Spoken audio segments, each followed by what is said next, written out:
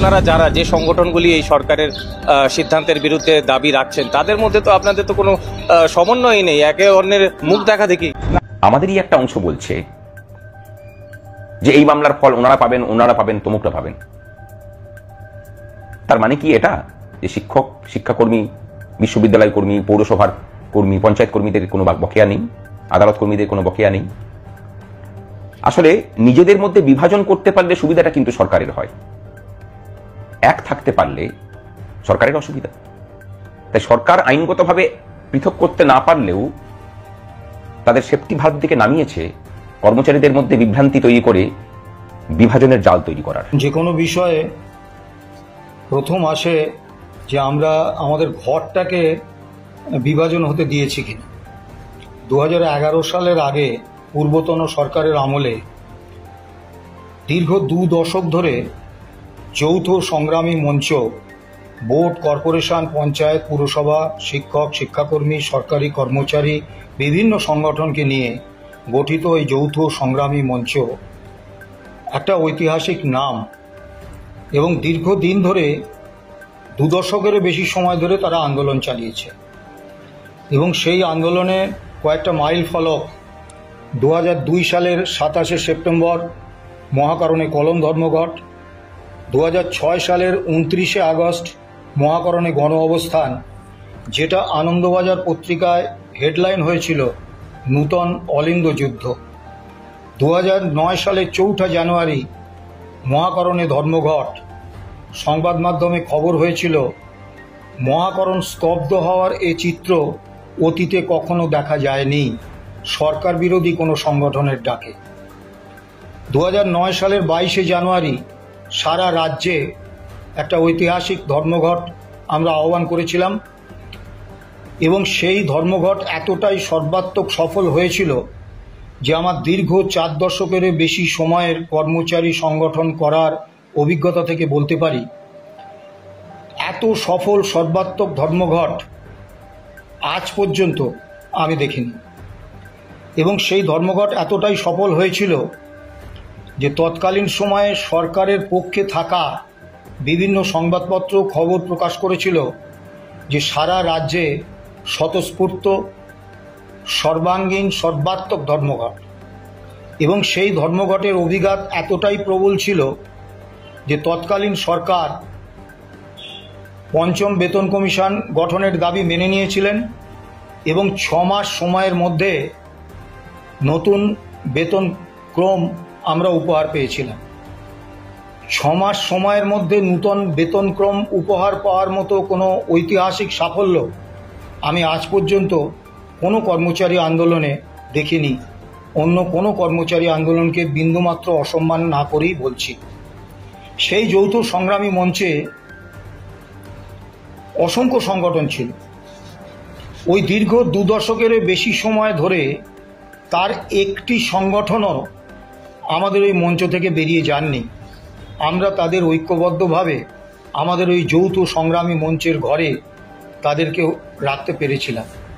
শুধু তাই নয়, তখন সচিবালয় ভিত্তিক একটি সংগঠন, তারা শিক্ষক, শিক্ষাকর্মী বা অন্যান্য কর্মী সংগঠনগুলোর সঙ্গে একযোগে আন্দোলন করায় তাদের নীতিগত আপত্তি ছিল, যাতে তারাও এই যৌথ আন্দোলনের বাইরে না যান সেজন্যে আমরা শুধু সরকারি কর্মচারীদের নিয়ে মহাকরণ সংগ্রাম কমিটি তৈরি করেছিলাম, যার আহ্বায়ক ছিলাম আমি।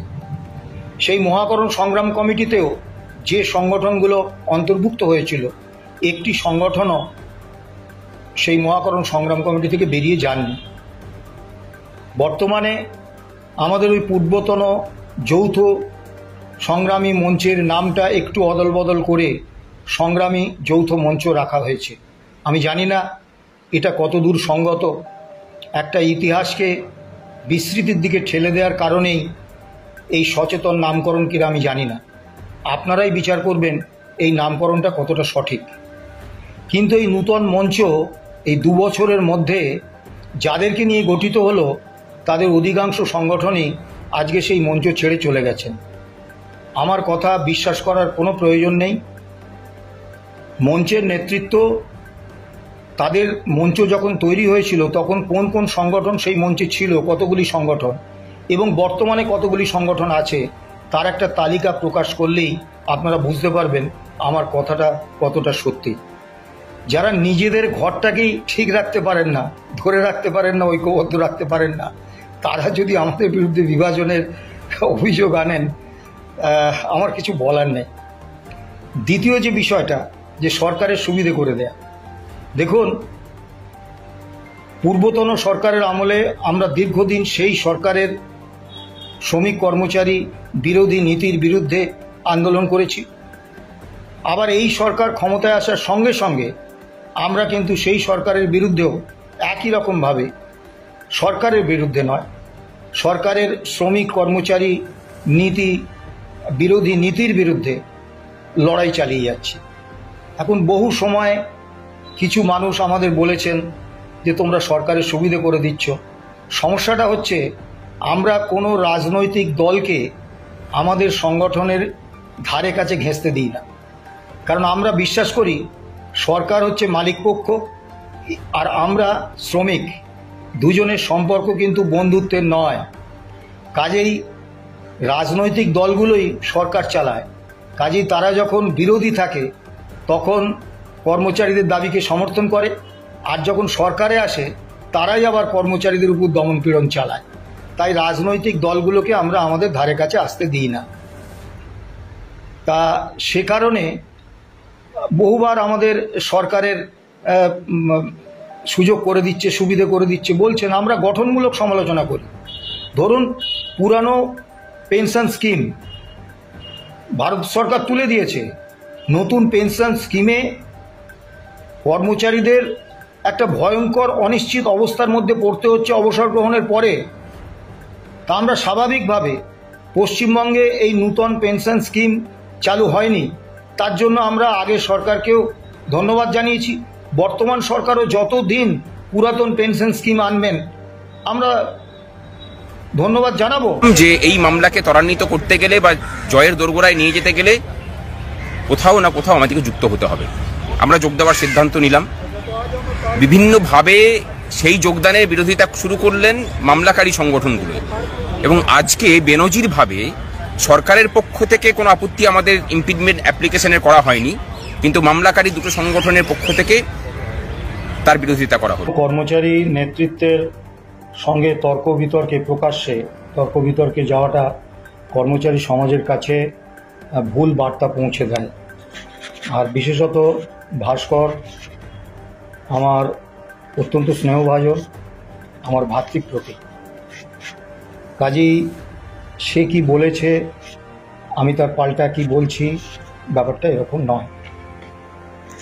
ভুল আমাদের যে কারোরই হতে পারে।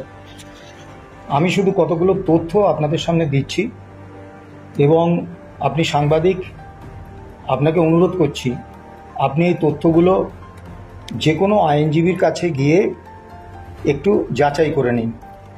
যদি দেখেন যে কোনো আইনজীবী বলছে যে আমি যে তথ্যগুলো দিলাম এগুলো ভুল, তাহলে আপনি লিখবেন পরিষ্কার যে শ্যামলবাবু যা বলেছে সব মিথ্যে কথা, কোনো অসুবিধা নেই। স্যাটটা হচ্ছে স্টেট অ্যাডমিনিস্ট্রেটিভ ট্রাইব্যুনাল। এটা রাজ্য সরকারি কর্মচারীদের জন্য কোর্ট অফ ফার্স্ট ইনস্ট্যান্স, অর্থাৎ রাজ্য সরকারি কর্মচারীদের যে কোনো বিষয়ে, সার্ভিস ম্যাটার্স হোক বা যে কোনো ক্ষোভ, বিক্ষোভ, অভিযোগ, দাবি, সেগুলো সম্পর্কে আইনি পদক্ষেপ নিতে গেলে আমাদের প্রথম যেতে হয় স্যাটে। এবং আইন ও বিধি অনুসারে স্যাট কিন্তু শুধু কর্মচারীদের, রাজ্য সরকারি কর্মচারীদের জন্যই গঠিত, তাদের জন্যই কোনো নির্দেশ বা অর্ডার দিতে পারে, তার বাইরে কারোর জন্য কিন্তু নয়। এখন স্যাটে আমরা 2016 সালে মামলা করেছিলাম রাজ্য সরকারি কর্মচারী সংগঠন হিসেবে। তো সেই মামলায় আমরা প্রথমে হেরে যাই। তো সরকার, মাননীয় স্যাট রায় দেন যে ডিএ হচ্ছে কর্মচারীদের দয়ার দান, কর্মচারীদের অধিকার নয়। সরকারের দয়ার দান কর্মচারীদের অধিকার নয়। তা আমরা তারপর কলকাতা হাইকোর্টে সেই রায়কে চ্যালেঞ্জ করি, এবং এই যে সময়টা, যতদিন না কলকাতা হাইকোর্ট স্যাটের রায়টা খারিজ করে কর্মচারীদের পক্ষে রায় দেয়, সেই সময়টা আমরা কার্যত ভিলেন হিসেবে কাটিয়েছি। আমরা নিজেদের দপ্তরেও কটূক্তির শিকার হয়েছি, রাস্তায় ঘাটে ট্রেনে বাসে কর্মচারীরা বলেছেন যে তোমরাই শুধু মামলা করতে গিয়ে যাও, বছরে একটা ডিএ পাচ্ছিলাম সেটাও চলে গেল, তোমাদের এই হঠকারিতার জন্যে আমাদের পুরো ডিএটাই সরকার আর দেবে না, তোমরা আমাদের প্রচুর ক্ষতি করে দিলে। আমরা নিজেদের ইউনিয়ন অফিসের মধ্যে সীমাবদ্ধ রেখেছিলাম। তারপরে কলকাতা হাইকোর্ট যখন স্যাটের রায়টা খারিজ করে দিয়ে কর্মচারী অনুকূল রায় দিলেন, তখন থেকে এই মামলার ঐতিহাসিক যাত্রা শুরু। মামলার নাম confederation of state government employees and others versus state of West Bengal, যেটা আজকে সুপ্রিম কোর্টে বিচারাধীন। এবং কলকাতা হাইকোর্টে দুটি ডিভিশন বেঞ্চ অত্যন্ত গুরুত্বপূর্ণ দুটো রায় দিয়েছেন। DA is a legally enforceable right of the employees. পরে 2022 সালের 20 মে রায় দিয়েছেন DA is a legally enforceable fundamental right.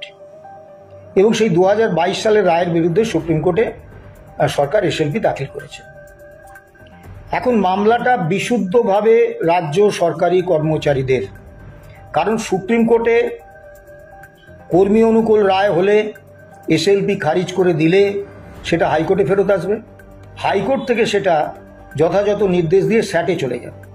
মামলাটার ক্ষেত্রে কিন্তু কোর্ট অফ ফার্স্ট ইনস্ট্যান্স হচ্ছে স্যাট, হাইকোর্টও কিন্তু অন্তিম রায় দেবে না। আর স্যাট শিক্ষক, শিক্ষাকর্মী, বোর্ড, কর্পোরেশন, পঞ্চায়েত, পুরসভা ইত্যাদি কর্মীদের জন্য কোনো অর্ডার করতে পারে না। তা স্বাভাবিকভাবে প্রাথমিক যে রায় হবে, প্রথম যে রায়টা হবে, সেটা রাজ্য সরকারি কর্মচারীদের জন্যই হবে।